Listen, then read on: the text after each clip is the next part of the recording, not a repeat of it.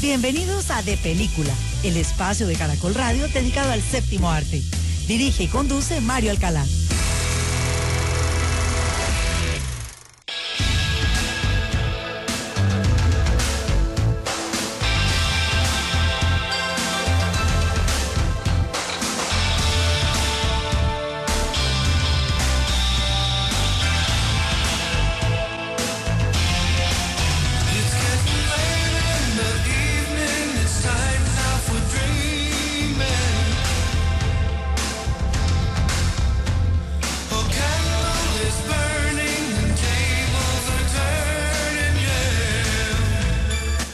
Un saludo muy especial a todos los oyentes de Caracol Radio en Colombia y en el exterior en este sábado 23 de marzo del año 2024.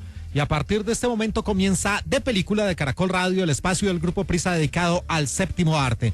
Porque la única sala de cine en la radio de nuestro país es De Película de Caracol Radio. Todos ustedes, nuestros amables oyentes, nos pueden seguir escribiendo en nuestras redes sociales en X. Somos @caracoldepeli. También estamos en Instagram y en TikTok como @caracoldepelícula.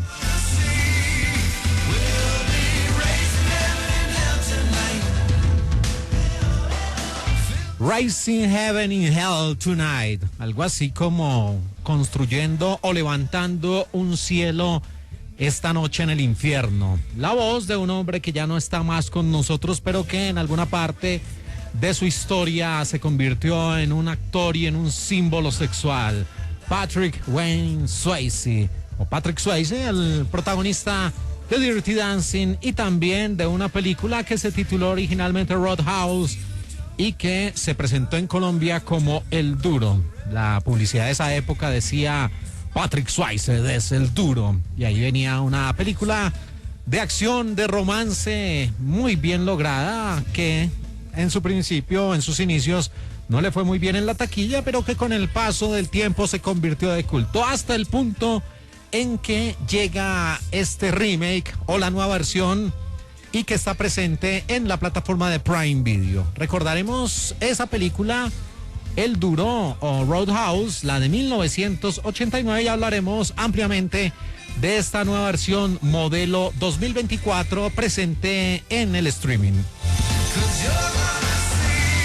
Rising Heaven in Hell Tonight, Patrick Swayze, el que canta. Y hoy también aquí en De Película de Caracol Radio, en este sábado 23 de marzo, estaremos hablando de más estrenos de la semana, también de las novedades dentro del streaming en las plataformas. Y aparece una película interesante que estábamos en hora de hablar de ella, Sun Coast, que está presente en Star Plus y que tiene como protagonistas a la sensacional Laura Linney y también al gran Woody Harrelson. Estaremos hablando de una película que reúne a dos maravillosas actrices muy, muy talentosas, muy bellas. Se trata de Julianne Moore y la inigualable e inolvidable Natalie Portman, con una película que estuvo nominada en uno de los apartados del Oscar y que se presenta en el público de habla hispana como Secretos de un Escándalo. Y también hoy aquí en De Película de Caracol Radio hablaremos de una historia impresionante, una historia inspirada en hechos acerca de la patrona de los inmigrantes, con la película Cabrini, que de nuevo nos muestra, al igual que Gangs of New York, esos 5 points, esos 5 puntos que se convirtieron en uno de los epicentros, pero también de los barrios más pobres y más peligrosos de la Gran Manzana en la ciudad de Nueva York. Todo esto y más aquí en De Película de Caracol Radio, la única sala de cine en la radio de nuestro país, mientras escuchamos Rising Heaven in Hell Tonight con Patrick Swayze de la película de los 80, Roadhouse o El Duro.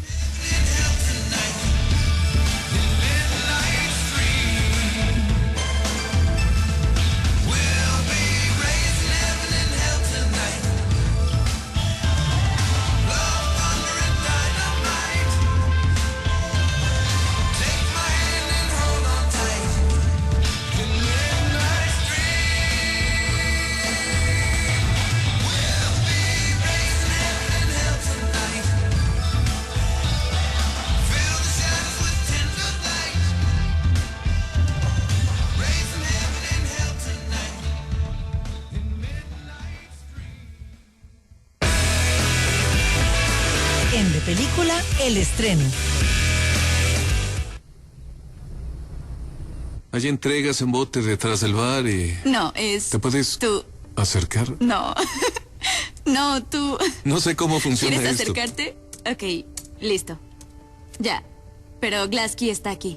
Ok, a ver, esa es la cubierta trasera, ¿no? Del bar. Y si quieres hacer entregas en bote... Tendrías muy mala suerte. ¿Por qué? Por los arrecifes. Y es que esta área... Y con la cortesía, con los sonidos en el español latino de la plataforma de Prime Video, hablamos de una producción de acción, de suspenso, de buenas secuencias de acrobacias y de luchas, en una producción que se convierte en un remake o una nueva versión de una cinta que se convirtió de culto de los años 80. Su título original, como se presenta para el público angloparlante, Roadhouse, pero para el público en Hispanoamérica, incluyendo a Colombia, se titula El Duro.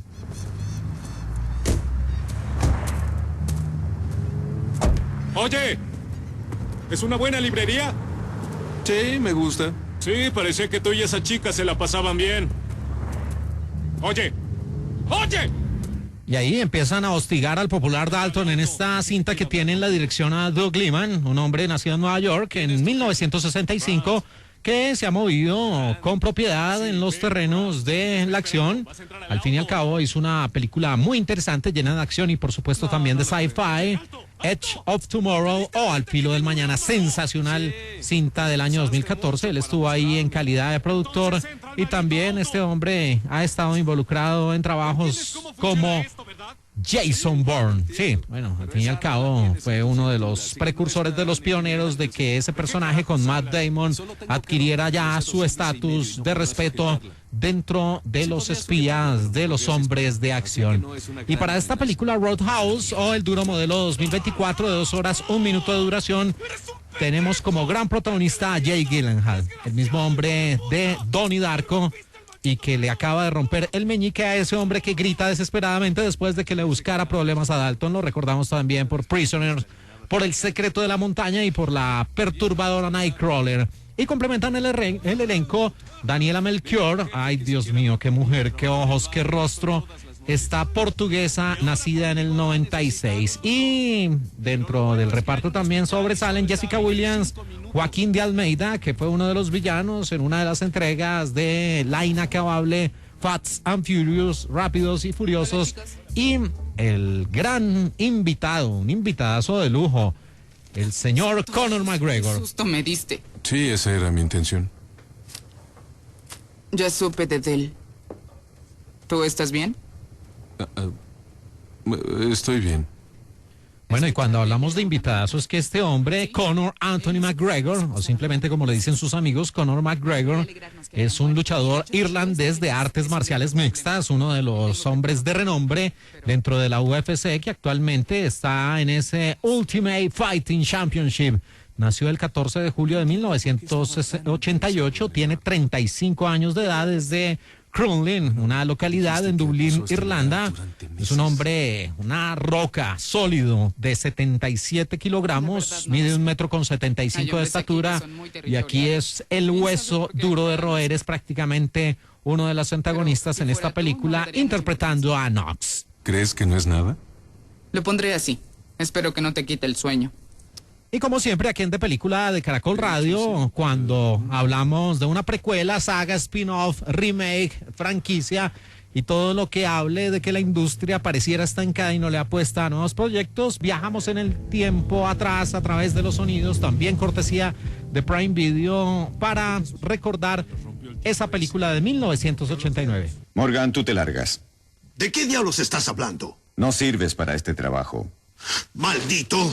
¿Qué se supone que haga? Dedícate a la peluquería. Eres hombre muerto. ¡Ja! Bueno, y con estos sonidos, les decía también, cortesía de la plataforma de Prime Video, viajamos a través de estos audios hasta 1989 con un largometraje de acción y suspenso, también con buenas coreografías de lucha y de peleas de 1 hora 54 minutos de duración, Roadhouse o El Duro. ¿Alguien más tiene negocios aquí? Lo diré claramente.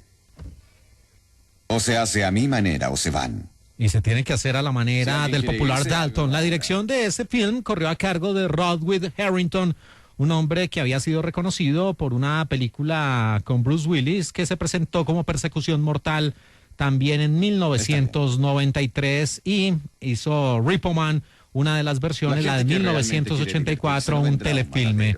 Y en el reparto, además de Patrick Swayze, un hombre que infortunadamente murió muy joven como consecuencia de un cáncer de páncreas. Él había nacido en 1952, murió en 2009 en Los Ángeles, California, y les decía que era un verdadero símbolo sexual por su baile comprometedor y muy sensual en Dirty Dancing en 1987, donde era el gran Johnny Castle. También estuvo como Body en Point Break, Punto de Quiebra, la muy buena película de Catherine Bigelow por allá de 1991 con Keanu Reeves, y fue Sam Wood, el hombre que arrancó más de una lágrima a hombres y a mujeres en la película Ghost, La Sombra del Amor. Y por supuesto, en su época de más popularidad hizo pues seguiditas. En el 90 hizo Ghost, en el 91 hizo Point Break, en el 87 había hecho Dirty Dancing y en el 89 nos entregó Roadhouse o El Duro. Pídanle que salga gentilmente. Si no quiere hacerlo, llévenlo gentilmente. Y el símbolo sexual también de la época era una rubia de ensueño, despampanante. Nosotros, los de los años 80, la recordamos con mucho cariño. Kelly Lynch, nacida el 31 de enero de 1959 en Minnesota, 1,75 m de estatura, completamente despampanante, que había tenido un papel sensacional en 1989 también, en una película también de culto, Drugstore Cowboy, la película donde era Diane, en compañía de Matt Dillon. Esta mujer estuvo en Virtuosity, y aquí, en esta El Duro, era la doctora Elizabeth Clay. Hasta que llegue el momento de no serlo. Y un actor legendario, un peso pesado del cine, Ben Gazzara, el popular Jackie Treehorn de la película El Gran Lebowski, que también estuvo en Anatomía de un asesinato de Otto Preminger. Y el reparto lo complementaron Red West y Julie Michaels, también una mujer que sale en una escena de striptease y que le roba un beso a James Dalton, al duro, pero bueno, sale completamente lujuriosa.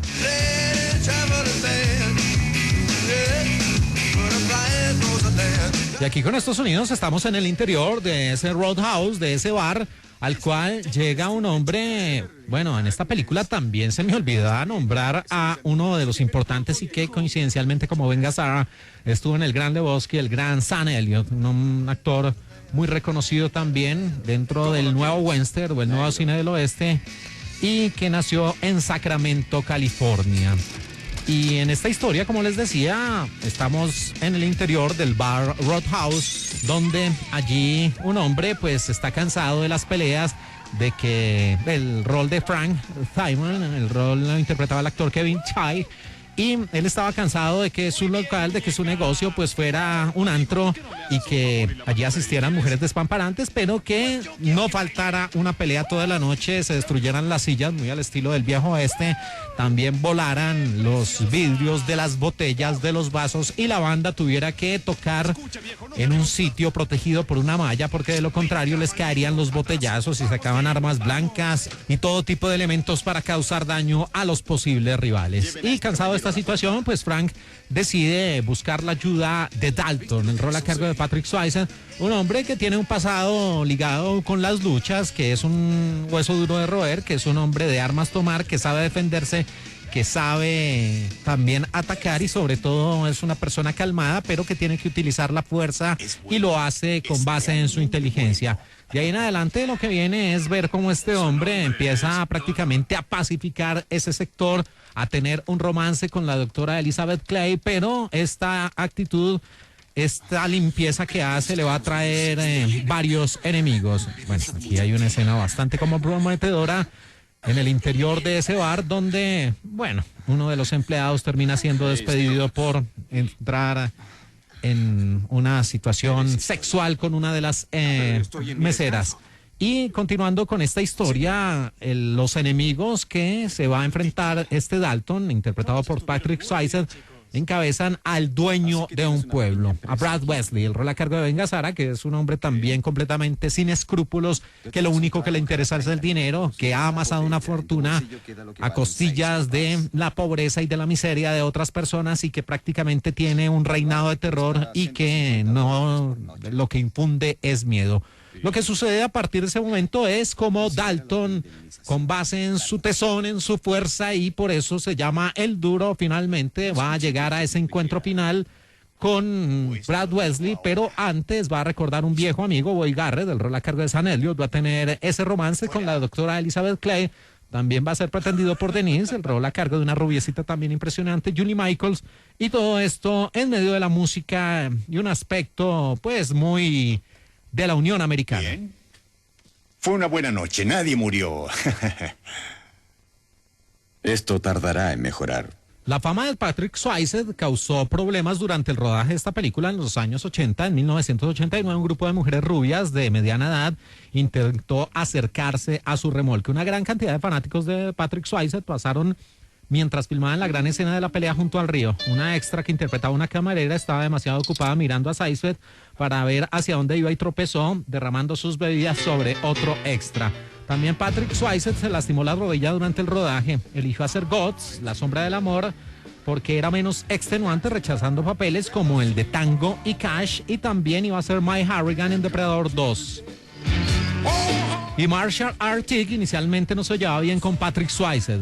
Mientras rodaban su gran pelea, ambos hombres rápidamente se dieron cuenta que compartían una dedicación a las acrobacias realistas. Desarrollaron tanta confianza mutua que improvisaron mucho y se permitieron lanzarse puñetazos y patadas reales. Cuando Jimmy lanza un tronco hacia Dalton, Tick pensó erróneamente que era un tronco de utilería que se rompía. Al final Swayze estaba cubierto de moretones con 2 costillas rotas, pero todo quedó en escena, por eso tanto realismo. Y el eslogan original de la película hacía referencia al éxito de Patrick Swayze en Dirty Dancing: se acabó el baile, ahora a pelear. Y según Sam Elliott, todos los actores hicieron sus propias acrobacias. Casi me matan, dijo durante toda la película. Todos fueron entrenados por un hombre, una leyenda dentro de las peleas acrobáticas dentro del cine, Benny Urquidez. Y les decía que a raíz de la decepción de la taquilla de la película se dirigieron especialmente críticas a United Artists porque la comercializó como una comedia ligera y cómica con el fin de atraer a cinéfilos que habían disfrutado de Patrick Swayze en Dirty Dancing. Y sin embargo, el tiempo terminó dándole la razón y se consolidó como una película de culto de la cual tenemos un remake. ¿Qué te pasó en los dedos? Me los rompió el tipo ese. ¿Te rompió los dedos? Sí, cuando me quitó el arma. Ok.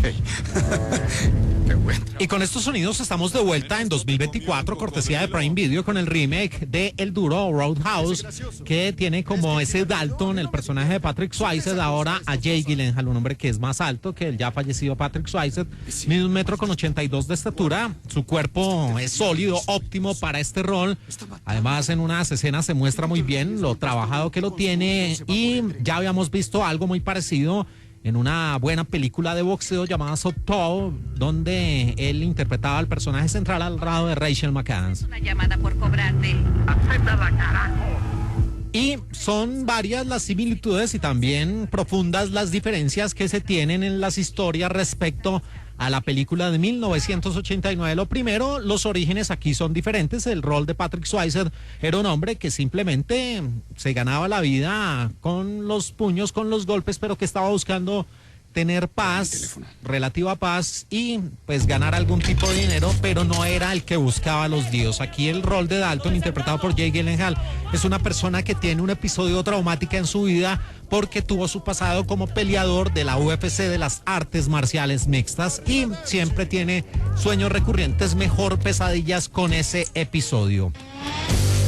También se cambia un poco el decorado respecto a los villanos. El rol de Ben Gazzara, el señor Wesley, era un hombre avaro con una necesidad voraz por amasar riqueza, llevándose por delante a todas las personas y siendo prácticamente el dueño de un pueblo al cual todos les tenían miedo. Aquí, dentro de los villanos, aparecen padre, que está tras las rejas, y su hijo Ben Brandt, interpretado por el actor Billy Magnussen, que es uno de estos hombres que está tratando de tener una mejor ruta, porque aquí no son avaros que se quieren apoderar de un pueblo. La historia sucede en una costa de los Estados Unidos, pero lo que en realidad se habla es del tráfico de drogas, del tráfico de narcóticos, y por eso se están buscando alternativas para mejorar esas rutas y que no caigan en manos de las autoridades grandes cantidades de drogas, pero en ese camino, o como un escollo, o como una piedra en el zapato, aparece ese bar, ese famoso Roadhouse. Pero sé en dónde esconde su llave. Y también otra de las grandes diferencias es el aspecto que tiene ese bar, aunque aquí no resulta siendo tan importante como en la original, la de 1989, que era de esos sitios que vemos más en las películas donde aparecen muchos vaqueros, muchas rubias, grandes, mesas de billar también, y sitios donde pues las personas pueden beber, jugar dardos y una banda toca protegida para que no le caigan las botellas. Sí tiene cierta similitud, pero ese aspecto era como más de ciertos estados del sur, y aquí se ve un bar que hace parte de una playa, así que el sitio cambia un poco, aunque también se presentan las mismas peleas. ¿Es a mitad del océano? Otro de los cambios que tiene la película es la manera como se plantea el romance, porque en la original, pues los roles de Patrick Swayze y de Kelly Lynch terminan conociéndose precisamente en ese bar, y de ahí en adelante sostienen una relación que se basa más en el sexo, y aquí, debido a el pasado de el romance que sostiene Jake Gyllenhaal Dalton con Ellie, ella tiene que ver con este tráfico de drogas y con las personas que la rodean. De resto, son dos hombres que están tratando de rehacer su vida, de ganar cierta cantidad de dinero con base en sus golpes, con base en su dureza, y que van a tener enemigos a los cuales tienen que vencer, que derrotar, pero también pues que su centro de operaciones es un bar. Sí, con alguien llamado Brent. E insisto, aquí lo que se cambia es un poco el decorado y también ese episodio traumático que sufre Dalton, interpretado por Jake Gyllenhaal, y que tiene que ver con la UFC, y por eso es tan importante otro de los antagonistas de esta historia, Knox, interpretado por Conor McGregor, porque precisamente este hombre viene también de la UFC, y dentro de las cosas interesantes que sucedieron con esta película es que algunas de las escenas fueron realmente rodadas o filmadas durante el evento de la UFC 285, y resultó que las personas pues no tenían ni idea que eso iba a pasar, y por eso se observa tanto realismo dentro de esos flashbacks que se tienen acerca de las pesadillas recurrentes de este Dalton. Podríamos regresar. Apenas llegamos. Bueno, y ustedes se imaginan dentro de esa corriente del empoderamiento femenino en el cine que hubiera pasado si esta película hubiera tomado un tono de mujer empoderada, y en lugar de tener un duro hubiéramos tenido una dura. Pues eso se planteó en algún momento, y es que una mujer que resulta absolutamente despampanante, sensacional, y que en un principio le iba muy bien en las artes marciales mixtas, pero después tanto glamour y tanta cercanía con el estrellato y con la actividad mediática, pues le hicieron perder la concentración, y ya terminaba siendo derrotada. De 1,70 m de estatura, nacida en 1987, sí, Ronda Rousey, que ya ha hecho sus pinitos como actriz. Estuvo en The Expendables, en La Milla 22, y también en una de las entregas de Fast and Furious. Pues lo que se habló en algún momento es que se iba a hacer un remake como La Dura. La protagonista iba a ser Ronda Rousey y el director iba a ser Nick Cassavetes.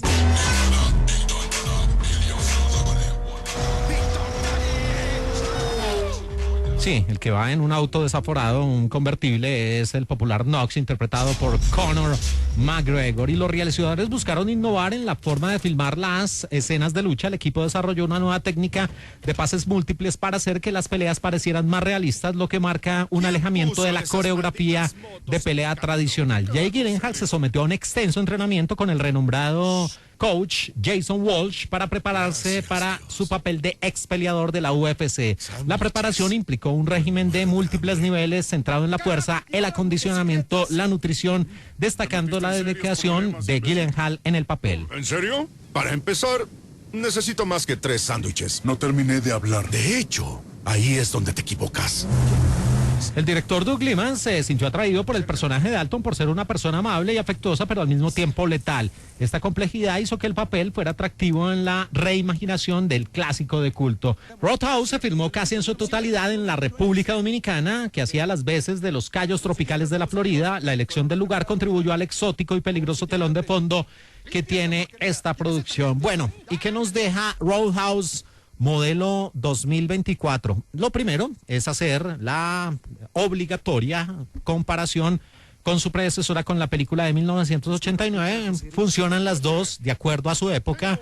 La película de Patrick Swayze era entretenida, tenía los niveles necesarios para divertirse, no era una producción sesuda en su guión, simplemente pues era del tipo de cintas donde aparecen muy marcados los personajes, buenos y malos, y un final predecible, pero que lleva al espectador de la mano en una historia que no lo aburre. En esta película sí tenemos algunos cambios que le aportan, la acondicionan a nuestra época.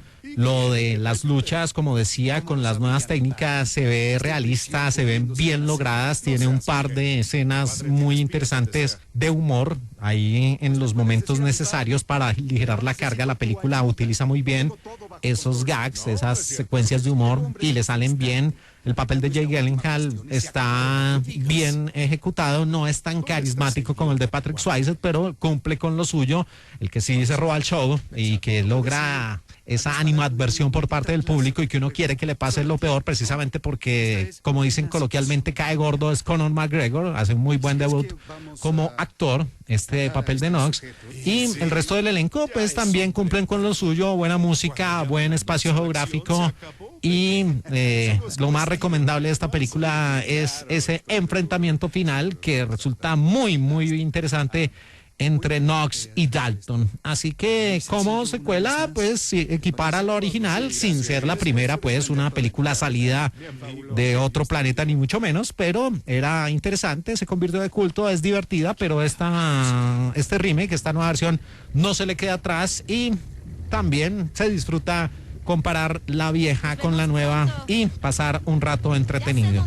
Hay que abonarle a los señores de Prime Video, que por lo menos no la pusieron pague por ver, y está dentro de su catálogo una de las películas más esperadas en el streaming en este 2024, El Duro, con Jake Gyllenhaal. De la otra noche. Tiene que acompañarnos. Claro. ¿Por qué no? En De Película, el estreno. Vostra Eminenza. Madre Cabrini, Questa decisione è la vostra o del Santo Padre? le assicuro che non c'è alcuna differenza. Se non c'è differenza, allora gradirei sentirmelo dire da Sua Santità in persona. Altrimenti sarò costretta a scrivere ancora. Continuamos aquí en De Película de Caracol Radio, la única sala de cine en la radio de nuestro país, en este sábado 23 de marzo del año 2024, y seguimos hablando de los estrenos de la semana, de las películas que se presentan como novedad en la cartelera en los teatros, pero también de aquellas que son las más vistas en las plataformas en el streaming. Y con estos sonidos que tenemos de fondo en sus idiomas originales, el inglés y el italiano, hablamos de una producción de este 2024 que de manera muy interesante navega los terrenos del drama, está inspirada en hechos y además se convierte en la biografía cinematográfica de la corta pero muy productiva y admirable vida de una mujer que finalmente fue canonizada. Del año 2024, su título, Cabrini. L'ultima parola. La Lombardia è lo scopo della sua missione. Ora, Sua Eminenza mi ha detto che questo è il suo primo viaggio. Y aquí el que habla es su santidad el Papa, pero no Francisco, sino León XIII, porque es otra época, y lo interpreta el actor Giancarlo Giannini en esta película que también tiene que ver con el Vaticano y con el Sumo Pontífice. È perché sono una donna? Es porque soy una donna, es porque soy una mujer. Reclama con todo el derecho y de manera enérgica y casi que retadora esta madre Cabrini, interpretada por la actriz Cristiana Delana. Non fu Maria Maddalena a portare la notizia della resurrezione agli apostoli. Y cuando les hablo de que es una biografía cinematográfica, tiene que ver con Francesca Saverio Cabrini, una monja italiana, la primera ciudadana estadounidense en ser canonizada. En vida se le conoció como la madre Francesca Javiera Cabrini, nacida el 15 de julio de 1850 en San Angelo Lodigliano, en Italia, y que falleció el 22 de diciembre de 1917 en Columbus, en el hospital de Chicago, en Illinois, en los Estados Unidos, como consecuencia de complicaciones en sus pulmones, de los cuales pues venía aquejada hace muchos años. Dunque, Sembra proprio che lei voglia costruire un ordine mondiale. Esa mujer nació en San Angelo y fue la menor de los 13 hijos de Agosto Cabrini y Estela Oldini. Ella nació de manera prematura, por eso su salud fue delicada durante sus 67 años de vida. Tomó votos religiosos en 1877, convirtiéndose en madre superiora de un orfanato de la Casa de la Providencia de Codoñino, donde ejercía la enseñanza que aparece aquí plasmado en los primeros minutos del metraje. Il mio orfanotrofio, Codogno, me lascia iniziare la missione. Y en 1880 se cerró ese orfanato y se convirtió en una de las 7 miembros fundadores del Instituto de las Hermanas Misioneras del Sagrado Corazón de Jesús. Y ya pasando a la historia que nos presenta la película Cabrini, este biopic o biografía cinematográfica, pues aquí aparece esa hermana Cabrini interpretada por la actriz Cristiana Delana. Ella tiene una misión y es utilizar el poder de la iglesia, de la congregación, de la consecución de recursos y de las buenas obras y de los buenos corazones y de la buena voluntad para ayudar a las personas desvalidas, a las personas desfavorecidas y no solo quedarse en su tierra natal, sino expandir sus fronteras sin distingo de raza, sexo, religión o idioma, y todo esto lo quiere hacer con la ayuda del Sumo Pontífice. En un momento en que, por supuesto, el patriarcado dominaba y tenía a la mujer relegada a asuntos menores. Por eso, en ese diálogo, que es bastante diciente, ella le dice, pero todo se trata porque soy mujer, y finalmente termina convirtiéndose en una de las grandes emprendedoras y de las grandes y admirables mujeres de finales del siglo XIX. E mi hanno detto anche che me han dicho antes que fue rechazada por 3 órdenes, todas mencionan que es por debilidad de constitución. Y esta mujer tenía que luchar contra varios frentes, precisamente contra ese patriarcado, contra la jerarquía masculina de la iglesia, contra su difícil enfermedad y sobre todo contra la doble moral de la sociedad. Y aquí se hace un examen y la película pues nos recuerda en parte a 2 grandiosas producciones por el tema que toca. La primera, por supuesto, una de las obras maestras del cine de todos los tiempos, El Padrino, en su segunda entrega, y es que se llevaba precisamente o se mostraba la llegada de una gran cantidad de emigrantes italianos a los Estados Unidos, a Ellis Island, y cómo empezaban a tratar de sobrevivir en el país de las oportunidades, en la nación de los sueños. La otra película que nos recuerda en sus primeros o en varios de sus pasajes esta Cabrini modelo 2024 es la gran producción del señor Martin Scorsese, que al igual que The Irishman y al igual que Los Asesinos de la Luna, Gangs of New York, tuvo 10 nominaciones al premio Oscar de la Academia y se fue con las manos vacías en un verdadero antirrécord. ¿Y por qué recuerda esta película? Precisamente porque parte de su espacio geográfico tiene que ver con los 5 points, con los 5 puntos donde estaban esas Gangs of New York y donde pululaba la pobreza y estaba visitada y habitada por gran cantidad de inmigrantes, especialmente italianos.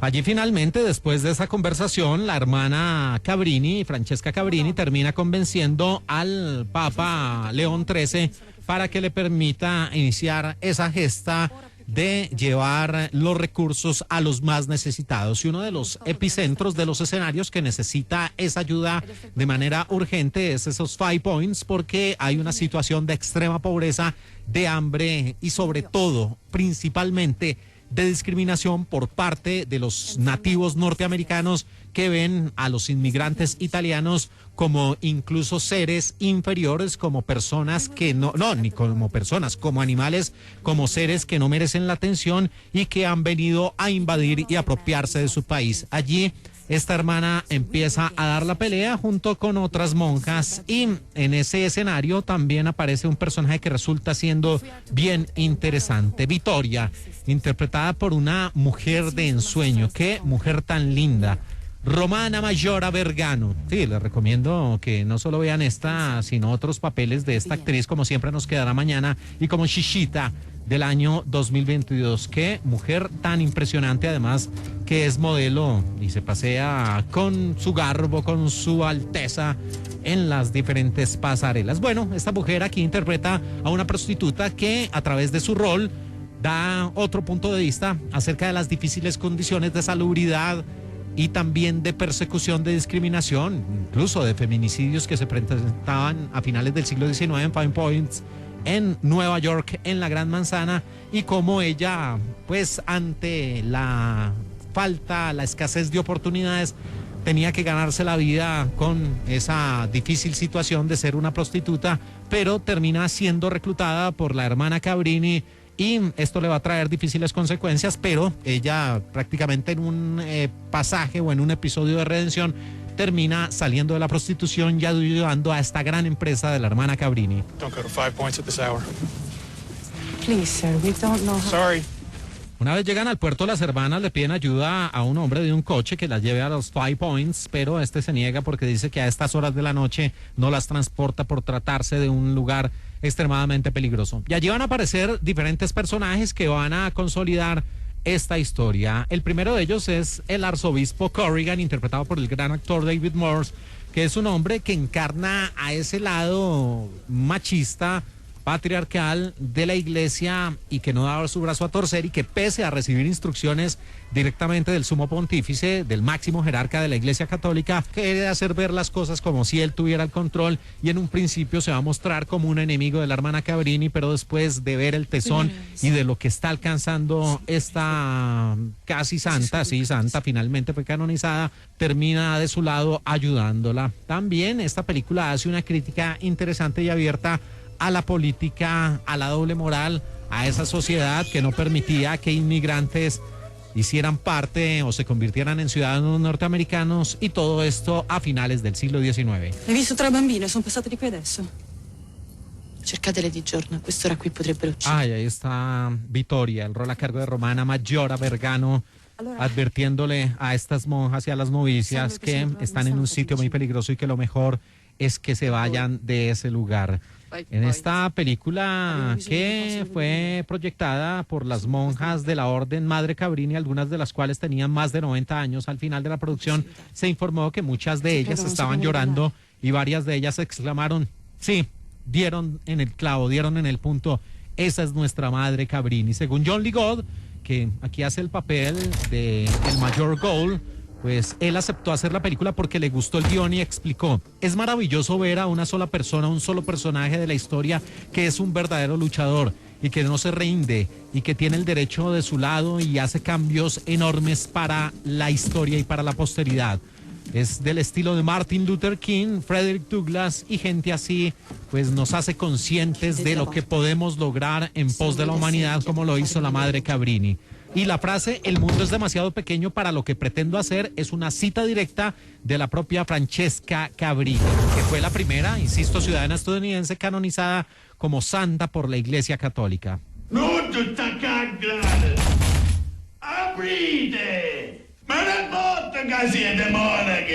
Terminan arrimadas, pidiendo simplemente que les den un techo para poder dormir, y terminan siendo perseguidas, y así es gran parte del metraje. Cuando terminó de rodar todas las escenas de la película, Cristiana De Lana, que interpreta a Francesca Cabrini, sintió como si en sus palabras se estaba olvidando algo, y luego explicó que mientras trabajaba en la producción había formado una fuerte conexión emocional con el personaje. Una vez terminado, De Lana sintió que había dejado una parte de sí misma en el rol de Cabrini. Y el productor J. Eustace Wolfington había rechazado varios guiones porque retrataban a la Madre Cabrini como una santa perfecta y no como una humana, que es lo que intentó hacer esta película y que finalmente terminó consiguiéndolo. Hay muchos momentos en Cabrini, en la película, donde la forma del foco es ovular o cuadrada. Alejandro Monteverde, el realizador, explicó que esto fue intencional, ya que vio que muchas de las artes santas en el Vaticano estaban encerradas en estructuras de esa forma, y que a menudo hay metáforas físicas de halos sobre la cabeza de Cabrini en ciertos puntos del largometraje. Y las escenas surrealistas que muestran a Cabrini luchando bajo el agua cada vez que su contraparte adulta enfrenta su difícil enfermedad. Fue un evento real en la vida de la santa cuando ella cayó a un río cerca de su ciudad natal y casi pierde la vida. Non abbiamo raccolto abbastanza soldi per tenerlo aperto. Tantomeno per ospedare qui. Bueno, y la gran enseñanza o la gran virtud que tienen este tipo de películas como Cabrini es que finalmente a través de un acercamiento honesto, entretenido, dramático, serio y bien logrado, pues nos llevan de la mano, nos acercan a la vida de personajes que merecen gran reconocimiento y que por una u otra razón en estas latitudes no están tan claras en la mente o cercanas a ciertas audiencias. La verdad les confieso que no tenía mucho conocimiento acerca de la existencia de la Santa de los Inmigrantes, pero después de ver la historia da esa necesidad y esa sensación de querer investigar más acerca de esta mujer. El rol a cargo de la actriz Cristiana Delana, pues en algunos momentos resulta bien creíble, bien interpretado, en otros sí, creo que se pasa un poco de la raya. El resto del reparto, John Lee Gott, sobre todo David Morse, pues hacen unos personajes muy, muy interesantes que le aportan bastante al relato. Lo de Romana Mayora Vergano, más allá de su belleza, también es un buen rol que muestra las difíciles situaciones de las prostitutas en diferentes partes de la historia.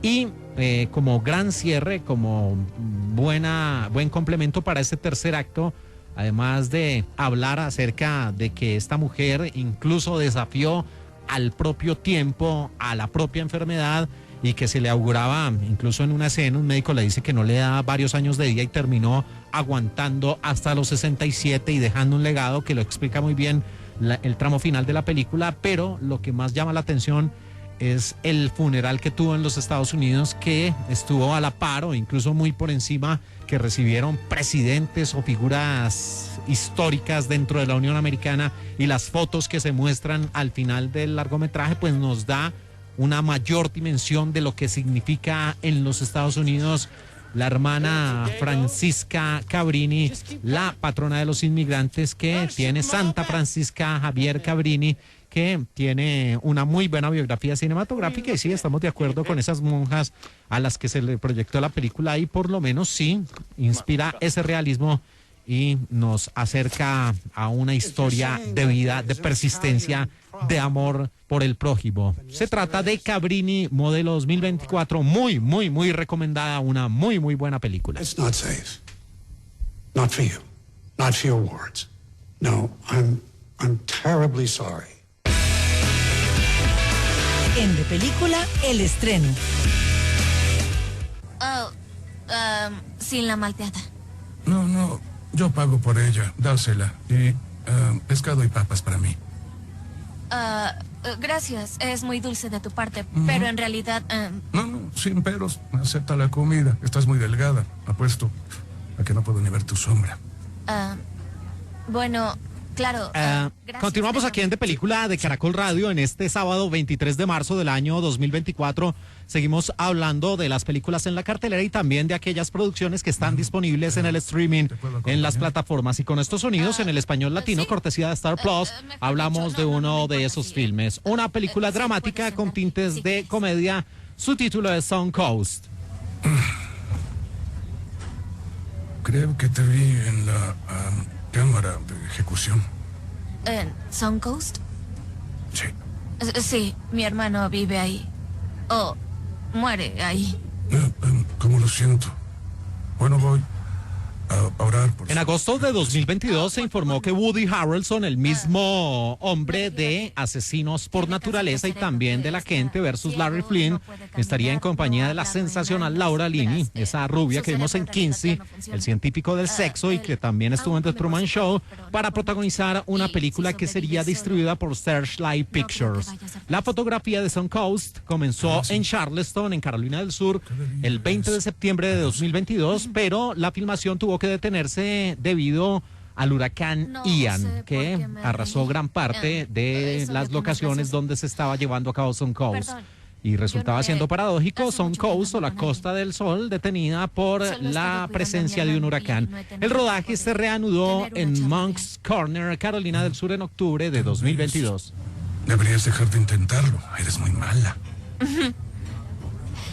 Ay, qué rico. Gracias. Y la película completó la postproducción a finales de 2023. Se estrenó en la competencia dramática en los Estados Unidos en el célebre Festival de Cine de Sundance en 2024, el 21 de enero de este año. La película también se estrenó, tuvo un pequeño circuito en cines seleccionados de los Estados Unidos durante la semana del 2 de febrero de 2024 y después vino el lanzamiento en el streaming el 9 de febrero en Hulu, una plataforma muy importante en los Estados Unidos del streaming y en Latinoamérica, incluyendo a Colombia, a través de Star Plus. Hola. Y en los índices de audiencia que miden qué tan bien les va a las películas, el streaming Just Watch, Song Codes fue la tercera película más reproducida en los Estados Unidos durante la semana del 4 al 11 de febrero de 2024 y por eso ha sido también una de las más vistas en Latinoamérica, precisamente en la plataforma de Star Plus. ¿Recordaste inyectarlo? Sí, claro. ¿Aspiraste? La dirección de Stone Coast corre a cargo de una mujer nacida el 24 de marzo de 1986 en Clearwater, en la Florida, en los Estados Unidos, Laura Sheen. Ella además es actriz, también guionista, productora reconocida por la realización de una serie llamada Florida Girls y también por haber estado como actriz en algunos capítulos de Grey's Anatomy. Y además de la presencia de Woody Harrelson y de Laura Linney, también en este elenco, la gran protagonista de esta historia, una mujer que tiene 23 años, pero que interpreta a un adolescente de 16, es Nico Parker. Ella nació el 9 de diciembre de 2004. Ustedes la pueden reconocer por ser Sarah Millian, que apareció en 2 episodios en la muy renombrada serie de HBO The Last of Us, inspirada en el videojuego. También estuvo en una película que pasó más con pena que con gloria en el año 2021, Reminiscencia, la producción protagonizada por la sensacional, maravillosa, hermosa Rebecca Ferguson y el señor Hugh Jackman. Ok, levántalo. Eso intento. Vamos. Bueno, ya pasando a la historia que nos presenta la película Stone Coast, aquí el personaje central es Doris, interpretada por Nico Parker, una niña, una adolescente que está enfrentando las diferentes situaciones en esa edad. Ella está tratando de ser aceptada en la escuela, es muy inteligente, pero no hace parte del grupo de las niñas populares y su origen humilde no le ayuda de la mejor forma. Además de esto, tiene algo que pues, se podría considerar un problema, pero de eso trata la película, de explicar hasta qué punto esta situación afecta a la vida de Doris. Y es que su hermano se encuentra en una situación completamente lamentable, con una parálisis y con una enfermedad terminal que lo tiene prácticamente prostrado en una cama y donde él tiene que ser sometido a los cuidados hasta las actividades más básicas, apenas si puede alimentarse, pero de resto tiene que ser bañado, tiene que ser inyectado, tiene que tener oxígeno, y en ese trance está el papel de Christine, interpretada por Laura Linney, esa madre abnegada que ha acompañado durante todo este martirio, durante todo este calvario a su hijo Nate, y en ese punto pues ella también ha descuidado un poco el papel de madre con respecto a Doris e incluso desahoga esa ira, esa frustración, esa impotencia con su hija adolescente. Este es el motor de grandes discusiones en el interior de esta familia, y también estas se acrecentan en el momento en que Doris, en una de las manifestaciones que se están presentando precisamente ante ese espacio geográfico, ante ese lugar que le da el nombre a la película Stone Coast, que es una suerte de hospital donde se atienden a las personas que tienen los problemas muy parecidos a Nate, allí conoce a Paul Warren. El rol a cargo de Woody Harrelson, un hombre que carga sobre sí una tragedia, tuvo un episodio traumático en el pasado, perdió a un ser querido, pero a pesar de esto no pierde la fe, trata de ayudar a las personas. Incluso en esa primera conversación que escuchábamos de fondo, pues él se ofrece a completarle el dinero para la merienda, para poder comprar unos alimentos. Ella al principio pues no está muy bien convencida de que un extraño la ayude, pero finalmente terminan llevando una estrecha relación donde cada uno empieza a convertirse en el confidente del otro, él a lamentarse precisamente por ese episodio del pasado y a convertirse en un activista que quiere que las personas con enfermedades terminales tengan una vida digna o por lo menos un final de acuerdo a ciertos procedimientos, y mientras ella empieza a hacer esas actividades que le demandan su edad y también su paso por una institución de secundaria. Como a tu hermano. Muy guapo para este mundo. ¿Podemos irnos, por favor? Y dentro de esas peleas que tienen tanto Christine con su hija Doris, tiene que ver en un momento, y eso es una de las escenas, uno de los puntos de giro de la película, donde los compañeros de la secundaria de Doris están buscando un lugar para tener una fiesta y ella se ofrece porque su mamá está ocupada trabajando y su hermano ya está recluido en ese Suncoast. Entonces, en esa fiesta que se sale de control, ella va a afianzar los lazos con las personas, con sus adolescentes, con sus congéneres, y de ahí también van a surgir los problemas con Christine, que no entiende o por lo menos no procesa el hecho de que al margen de la enfermedad de su hijo, pues su hija es una adolescente que también tiene todo el derecho a vivir, a disfrutar de las pequeñas cosas de la vida. Allí estaré, porque estoy harta de estos rumores. Ok. Yo voy a arreglar esto.